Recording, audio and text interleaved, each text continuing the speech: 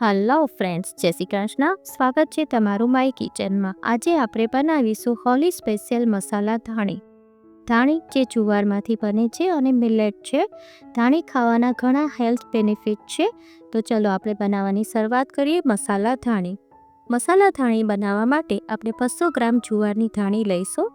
ધાણીને આ રીતે આપણે બરાબર સાફ કરી લઈશું, જેથી એમાં ધૂળ કે કચરો કાંઈ હોય એ નીકળી જાય. જો આપણે બધી ધાણી સાફ કરી લીધી છે. આ એકદમ ઇઝી છે અને ફટાફટ બની જાય છે. 5 જ મિનિટમાં તૈયાર થઈ જાય છે.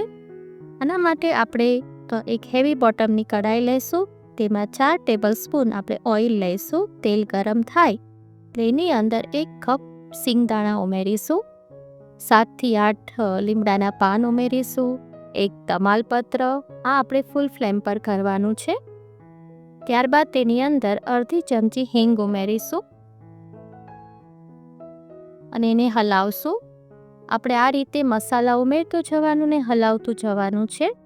અત્યારે આપણે આ પ્રોસેસ ફૂલ ફ્લેમ પર કરીશું. ત્યારબાદ એની અંદર 1 વાટકી આપણે દાળિયા નાખીશું. દાળિયાને પણ એમાં ઉમેરી દઈશું અને એને પણ આપણે ક્રિસ્પી કરવાના છે. ત્યારબાદ 1 ચમચી હળદર પાવડર. આમાં આપણે બધા ઘરમાં રહેલા મસાલાનો જ ઉપયોગ કર્યો છે. 1 ચમચી મીઠું, અડધી ચમચી સંચળ પાવડર.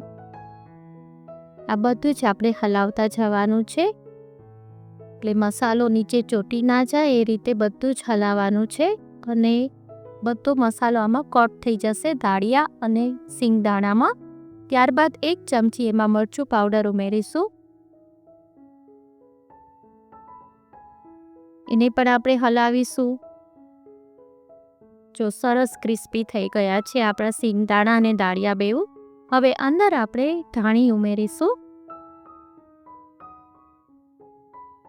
આ ટેસ્ટમાં એટલી મસ્ત બને છે ને કે નાનાથી માંડીને મોટા સુધી બધાને ભાવશે.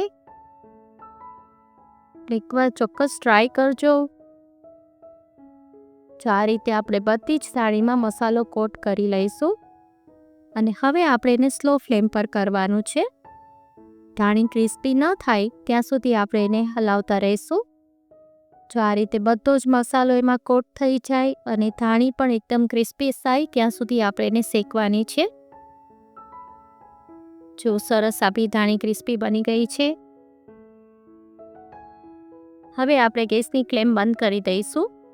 હવે એની અંદર આપણે 1 વાટકી મસાલા ચણાની દાળ ઉમેરીશું. 1 વાટકી સેવ ઉમેરીશું. બધું જ બરાબર હલાવી લેવાનું છે. આ આપણે ગેસ બંધ કરીને પછી જ આમાં ઉમેરવાનું છે. જો હવે સરસ મિક્સ કરી લઈશું. જો આજની રેસીપી તમને ગમે તો લાઈક કરજો, તમારા ગ્રુપમાં શેર કરજો અને માય કિચનને સબસ્ક્રાઈબ કરી દેજો અને બાજુમાં આવેલા બેલ આઇકનને પ્રેસ કરી દેજો, જેથી આવનારા બધા જ નવા વિડીયોનું નોટિફિકેશન તમને મળી જાય.